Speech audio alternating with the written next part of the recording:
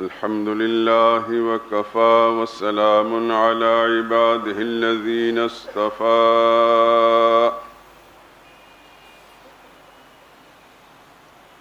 خصوصا على سيد الرسل وخاتم الأنبياء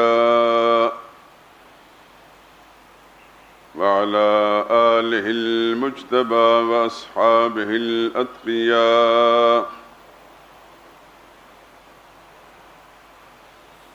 أما بعد فإن خير الحديث كتاب الله وخير الهدي هدي محمد صلى الله عليه وسلم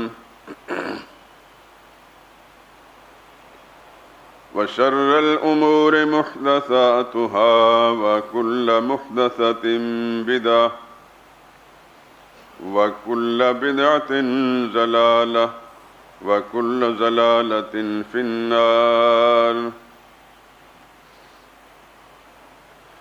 أعوذ بالله من الشيطان الرجيم. بسم الله الرحمن الرحيم.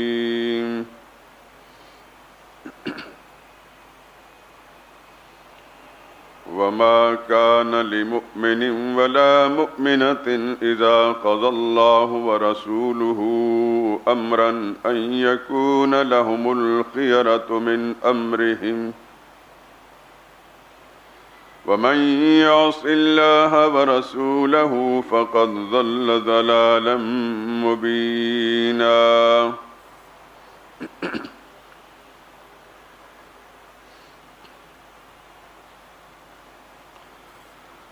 ومن يطع الله ورسوله فقد فاز فوزا عظيما.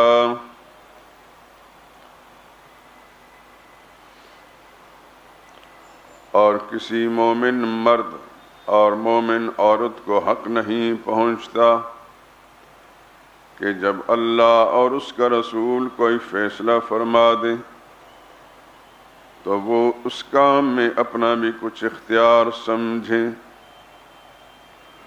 اور جو شخص اللہ اور اس کے رسول کی نافرمانی کرے گا وہ سری گمراہی میں مبتلا ہو گیا، اور جو شخص اللہ اور اس کے رسول کی فرمانبرداری کرے گا تو بلا شبہ وہ بڑی مراد پائے گا. سبحان ربك رب العزة عما يصفون سلام على المرسلين والحمد لله رب العالمين.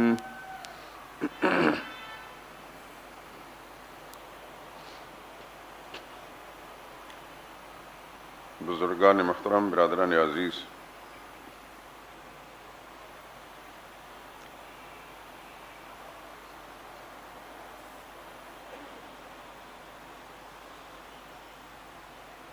اللہ کی مقدس کتاب قرآن مجید فرقان حمید، اس کے 22ویں پارے میں ایک سورہ ہے، سورہ احزاب. اس کی 36ویں نمبر کی آیت تو مکمل تلاوت کی اور اس کا ترجمہ میں پیش کیا، اور اس کے 71ویں نمبر کی آیت کا نصف حصہ تلاوت کیا اور آپ کے سامنے اس کا ترجمہ بھی پیش کیا.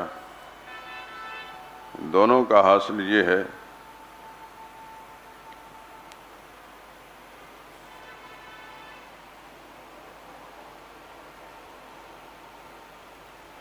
کہ پروردگار عالم کا کوئی فیصلہ ایک مومن کے سامنے آ جائے یا اللہ کے پاک پیغمبر حضرت محمد مصطفیٰ صلی اللہ علیہ وسلم کا کوئی فیصلہ کسی مومن کے سامنے آ جائے اور ان کا فیصلہ سامنے آنے کے بعد پھر وہ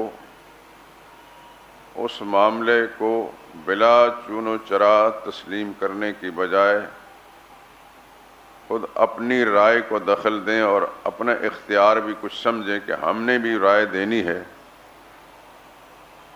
تو پہلی آیت میں اللہ نے واضح طور پر فرما دیا فقط ضل ضلالا مبینہ، ایسا شخص خواہ مرد ہو یا عورت ہو وہ بھٹک گیا ہے لیکن معمولی نہیں، بہت زیادہ گمراہی میں مبتلا ہو گیا کہ اللہ اور اس کے رسول کے فیصلہ آ جانے کے بعد پھر وہ اپنا اختیار سمجھیں،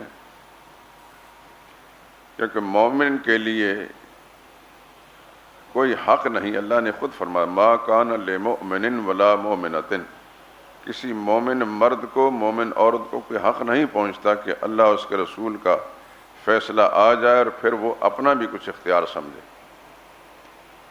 کیونکہ مومن کا معنی یہ ہے کہ جس نے دل و جان سے اللہ کی بات کو مان لیا اور اللہ کے رسول کو مان لیا۔ جب مان لیا ہے تو پھر اپنا کوئی اختیار نہیں، اگر اپنا اختیار ہے تو اس کا معنی پھر اللہ پر ایمان نہیں، اللہ کے رسول پر ایمان نہیں۔ یہ دونوں چیزیں اکٹھی نہیں چل سکتی، یا ایمان ہوگا اللہ اور اس کے رسول پر تو پھر ساتھ اطاعت ہوگی، اور اگر اپنا اختیار سمجھتا ہے اور اطاعت نہیں کرتا تو پھر ایمان نہیں ہے۔ زندگی کے ہر معاملے میں ہر شخص اپنے بارے میں فیصلہ کرنے میں آسان ہے اس آیہ کریمہ کے روح سے، کہ ایک طرف شریعت کا فیصلہ ہے اور دوسری طرف اس کی اپنی سوچ ہے، تو خود انسان فیصلہ کر سکتا ہے کہ میں کس مقام پر کھڑا ہوں، میں اللہ کا فرمانبرداروں میں ہوں یا نافرمانوں میں، اور میرا ایمان واقعی سلامت ہے یا اس میں گڑبڑ ہو گئی۔ زندگی کا کوئی بھی معاملہ ہو، اس میں کسی خاص چیز کی نشاندہی نہیں فرمائی گئی، کوئی بھی معاملہ ہو جس میں اللہ اور اس کے رسول کا کوئی واضح حکم آ جائے، پھر اس واضح حکم آ جانے کے بعد کوئی شخص اس کو بلا چون و چرا تسلیم کرنے کی بجائے، سر کو جھکا لینے کی بجائے اپنی رائے ظاہر کرے، تو پھر اس کا معنی یہ ہے کہ اس کا اللہ پر ایمان نہیں، اللہ کے رسول پر ایمان نہیں۔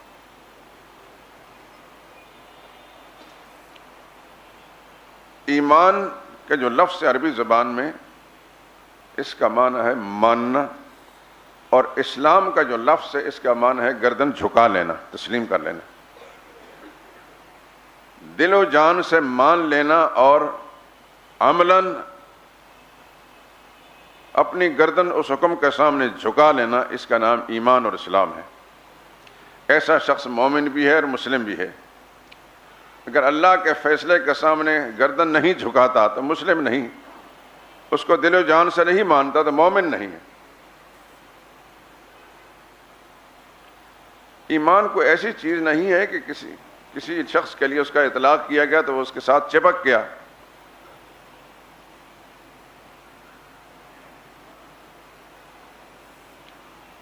اور یہ بھی یاد رکھیں کہ کوئی شخص لا الہ الا اللہ محمد رسول اللہ زبان سے پڑھتا ہے لیکن صرف زبانی کلامی، دل سے اس کو تسلیم نہیں کرتا،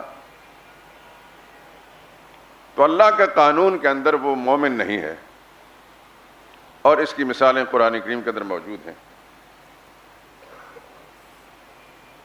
پہلا ہی پارہ ہے، اس کا دوسرا رکوع ہے وَمِنَ النَّاسِ مَن يَقُولُ آمَنَّا بِاللَّهِ، کچھ لوگ ایسے ہیں جو کہتے ہیں ہم اللہ پر ایمان لائے، وَبِالْيَوْمِ الْآخِرِ، اور قیامت کو بھی مانتے ہیں، وَمَا هُمْ بِمُؤْمِنِينَ، اللہ فرماتے ہیں وہ مومن نہیں، زبان سے انہوں نے کہہ دیا کہ ہم ایمان لائے مگر اللہ نے اطلاع دی کہ مومن نہیں۔ یخادعون اللہ، یہ دھوکہ دیتے ہیں اللہ کو، اور اس طرح اپنے آپ کو مومن ظاہر کر کے والذین آمنوا، مسلمانوں کو بھی دھوکہ دیتے ہیں۔ وما یخدعون الا انفسهم، در حقیقت یہ اپنے آپ کو دھوکہ دے رہے ہیں۔ وما یشعرون، لیکن ان بد نصیبوں کو سمجھ نہیں آ رہی کہ اس کا انجام کتنا بھیانک اور خطرناک ہے۔ قرآن کریم کے اندر اللہ تعالیٰ نے ایک پوری سورت نازل فرمائی ہے، سورۃ المنافقون۔ منافق اس شخص کو کہتے ہیں جو ظاہر میں کلمہ پڑھتا ہے، اسلام کا اظہار کرتا ہے، اندر سے نہیں مانتا۔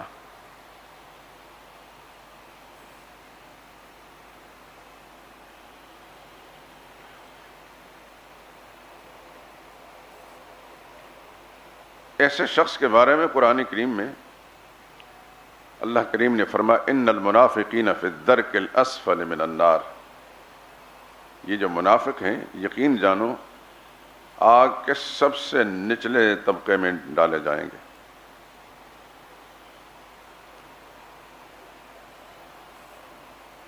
ان المنافقین یخادعون اللہ وہو خادعہم، یہ اللہ کو دھوکہ دے رہے ہیں اور اللہ ان کے ساتھ جوابی معاملہ کر رہے ہیں۔ اذا قاموا الى الصلاۃ قاموا کسالى، نماز بھی اگر پڑھتے ہیں تو بے دلی کے ساتھ، بے دھیانی کے ساتھ، تاکہ مسلمانوں کے اندر شامل رہیں، لوگ سمجھیں کہ ہم مسلمان ہیں۔ یراؤن الناس، لوگوں کو دکھانے کے لیے اپنی مسلمانی شو کر رہے ہیں۔ مذبذبین بین ذالک، درمیانی حالت میں رہتے ہیں، لا الہ ہؤلاء ولا الہ ہؤلاء، نہ وہ اصل میں مسلمانوں میں شامل ہوتے نہ بظاہر کافروں میں شامل ہوتے، لیکن اللہ کو تو اندر کی حقیقت معلوم ہے۔ لوگ تو دھوکہ کھا جاتے ہیں ان کی ظاہری حالت سے، اللہ ان کی حقیقت کو جانتے ہیں۔ قرآن کریم میں آپ اللہ تعالیٰ سب کو توفیق نصیب فرمائے کہ قرآن کریم کی تلاوت کرتے وقت پورے دھیان اور توجہ کے ساتھ اس کی آیات پر غور کریں۔ کفار کا تذکرہ بڑا مختصر ہوتا ہے، منافقین کا تذکرہ بڑی تفصیل کے ساتھ ہوتا ہے۔ مثلا دوسرے ہی رکوع میں، سورہ بقرہ کے دوسرے رکوع میں صرف 2 آیتوں میں کفار کا تذکرہ ہے، 13 آیات میں منافقین کا تذکرہ ہے۔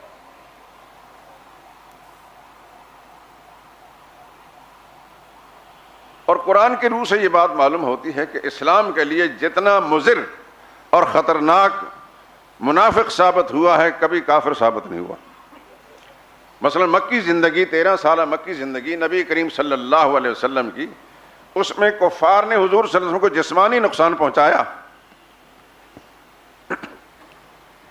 طائف میں رسول اللہ صلی اللہ علیہ وسلم پر پتھر برسائے گئے، مکہ کی گلیوں میں رسول اللہ صلی اللہ علیہ وسلم کو ستایا گیا، صحن کعبہ میں رسول اللہ صلی اللہ علیہ وسلم پر تشدد کیا گیا، یہ سب کچھ ہوا۔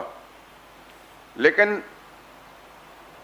آپ اسلامی تاریخ کا مطالعہ کریں، ایک واقعہ بھی آپ کو ایسا نہیں ملے گا کہ اس میں مشرکین نے، کفار مکہ نے رسول اللہ صلی اللہ علیہ وسلم پر کوئی ایسی تہمت لگائی ہو جس سے حضور صلی اللہ علیہ وسلم کو ذہنی اذیت پہنچی ہو۔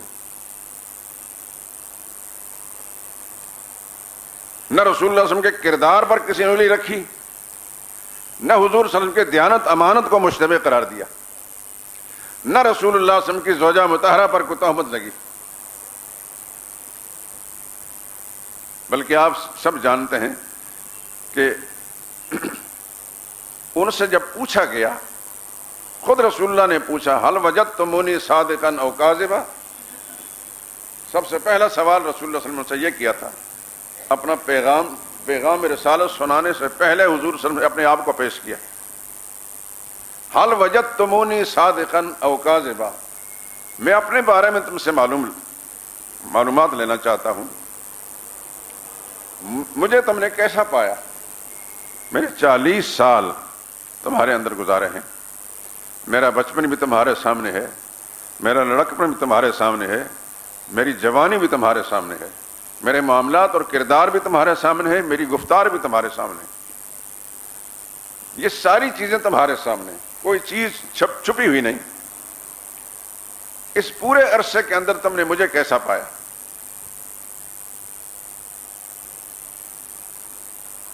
تو سب نے جواب میں ایک بات کہی، جربنا لک مرارا، کہنے لگے محمد صلی اللہ علیہ وسلم، ہم نے آپ کو سرسری نظر سے ہی نہیں دیکھا، آپ کو ہم نے پرکھا بھی ہے، مختلف اوقات کے اندر ہم پرکھتے بھی رہے، جربنا، تجربے کیے ہیں، مرارن، کئی بار، فما وجدنا فیکا الا صدقہ، ہر بار ہم نے سوائے سچائی کے اور کچھ بھی آپ کے اندر نہیں دیکھا۔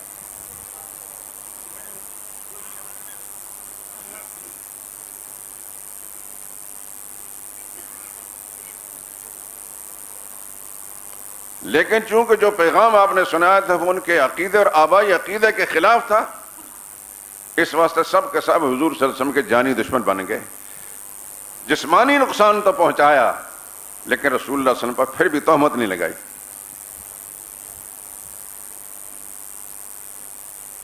آپ جانتے ہیں کہ جسمانی تکلیف کا جو درد ہے ایک عرصے کے بعد جب ختم ہو جاتا ہے انسان بھول جاتا ہے، لیکن جو درد زبان سے پہنچایا جاتا ہے وہ کبھی نہیں بھولتا انسان کو. عربی کا ایک شعر ہے، جراحات السنان الہتیام ولا یلتام ما جرح اللسان. نیزوں اور تیروں کے جو زخم ہوتے ہیں وہ جلدی جلدی مندمل ہو جاتے ہیں، لیکن جو زبان کا زخم ہے وہ کبھی ٹھیک نہیں ہوتا. اور اسی مفہوم کو فارسی زبان کے اندر کسی شاعر نے یوں کہا ہے، جراحت نیزہ بے گردت بدارو ولے جرح زبانہ نیست دارو. نیزے کا جو زخم ہے وہ علاج معالجہ سے ٹھیک ہو جاتا ہے، لیکن زبان کے زخم کا کوئی علاج نہیں ہوتا. اور پشتو والے بھی کہتے ہیں پرہار دے نیزے خواہ دے چے رغی کے پو دارو. ہمارے پشتون بھائی سمجھتے ہیں اس بات کو. پرہار دے نیزے خواہ دے چے رغی کے پو دارو، پرہار دے جب بد دے جے دے نہ لے رے دارو.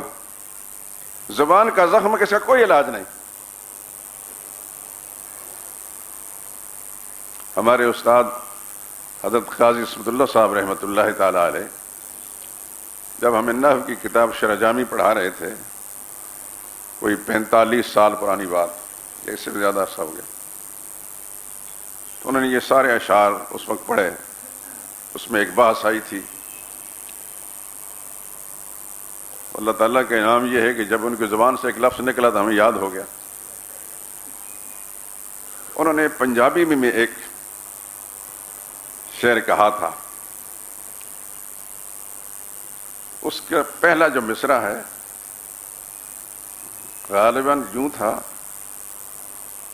دو پتر اناراں دے. پنجابی میں نے سمجھایا، پھٹ مل ویندے بول نہ وسرن یاراں دے. یعنی زخم جو ہیں درست ہو جاتے ہیں، لیکن جو زبانی زخم لگتے ہیں وہ کبھی نہیں بھولتے. تو مکی زندگی میں رسول اللہ صلی اللہ علیہ وسلم کو جسمانی تکلیف پہنچائے گی، آپ کے زخم منتمل ہو گئے. اور حضور صلی اللہ علیہ وسلم کو اتنی تکلیف جو مدنی زندگی میں منافقین نے پہنچائی تھی، اتنی تکلیف مکی زندگی میں رسول اللہ صلی اللہ علیہ وسلم کو نہیں ہوئی. قرآن کریم کے اندر موجود ہے، حضور صلی اللہ علیہ وسلم پر ایک دفعہ مال غنیمت کی تقسیم کے موقع پر منافقین نے خیانت کا الزام لگایا.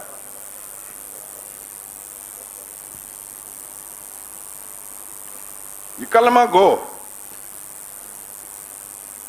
کلمہ پڑھنے والے،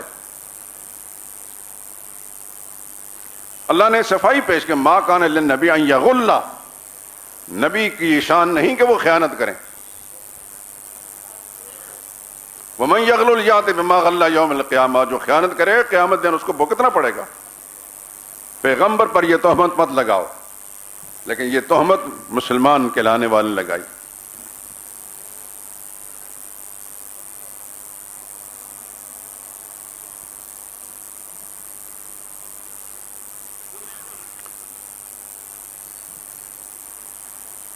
سیدہ زینب بنت جحش ام المومنین رضی اللہ تعالی عنہ، یہ رسول اللہ صلی اللہ علیہ وسلم کی پھوپھی ذات تھیں.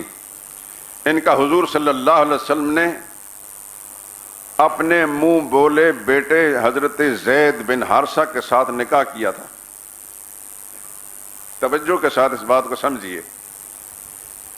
زید بن حارثہ یہ رسول اللہ صلی اللہ علیہ وسلم کے غلامی سے حضور نے ان کو آزاد کر دیا اور ان کو منہ بولا بیٹا بنا لیا. لوگوں گواہ رہنا، ایک موقع پر حضور فرمایا کہ زید میرا بیٹا ہے.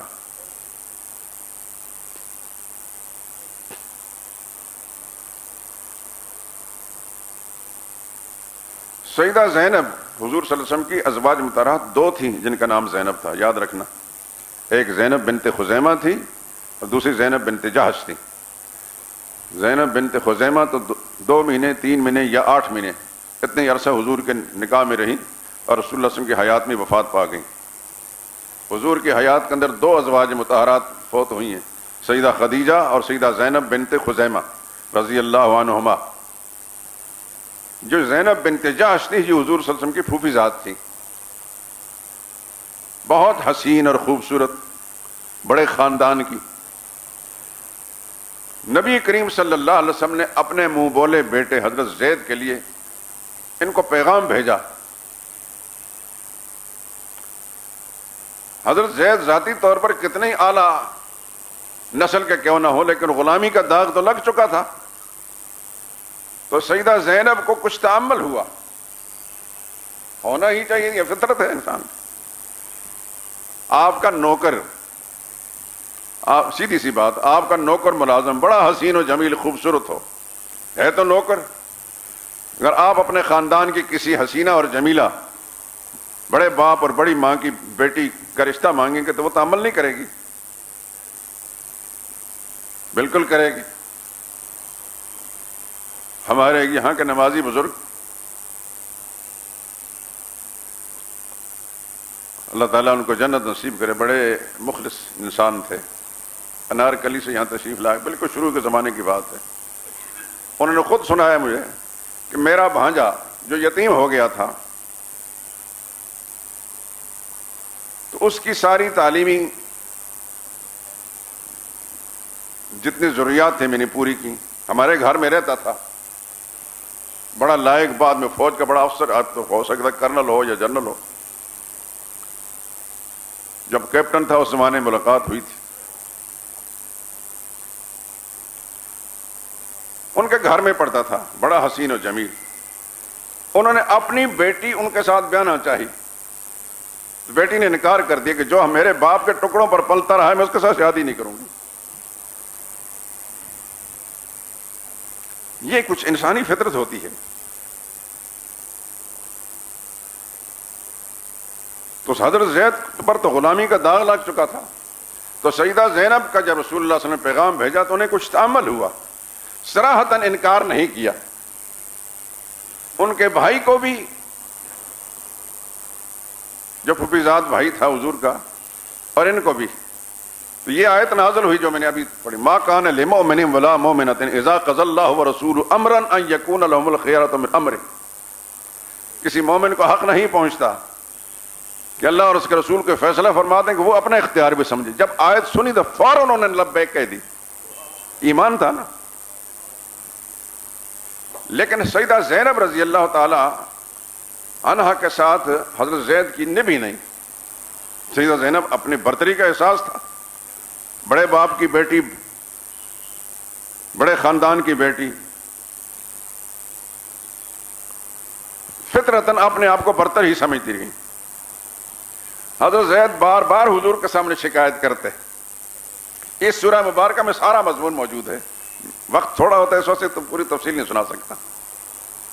تو رسول اللہ صلی اللہ علیہ وسلم ان کو صبر کی تلقین کرتے کہ کسی طریقے سے نبھانے کی کوشش کرو۔ بالآخر حضرت زید نے طلاق دے دی۔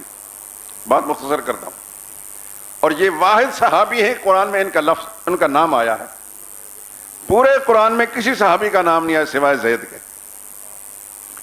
علماء نے یہ بات لکھی ہے کہ حضرت زید کی جو دل شکنی ہوئی تھی اللہ تعالیٰ نے اس کا ازالہ ان کے نام کے اظہار کے ساتھ کیا۔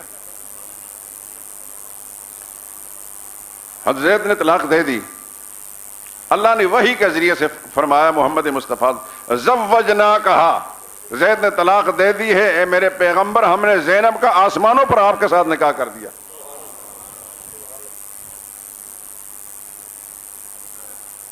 اب کسی مسلمان کے لانے والے کے لیے کوئی تأمل کی گنجائش ہے، لیکن منافقین مدینہ نے وہاں بھی رسول اللہ صلی اللہ علیہ وسلم پر یہ تہمت لگائی کہ اپنے منہ بولے بیٹے کی بیوی پر خود فریفتہ ہو گئے تھے اور کسی ہیلے بہانے سے طلاق دلا کر ان کے ساتھ نکاح کر لیا۔ اسی پر اللہ پاک نے پھر فرمایا ما کان محمد ابا احد من رجالکم ولکن رسول اللہ وخاتم النبیین۔ محمد مصطفیٰ ہم تم میں سے کسی مرد کے باپ نہیں ہیں، زید ایک مرد ہیں اور اپنی زبان سے کسی کو بیٹا کہنے سے بیٹا بن نہیں جانتا.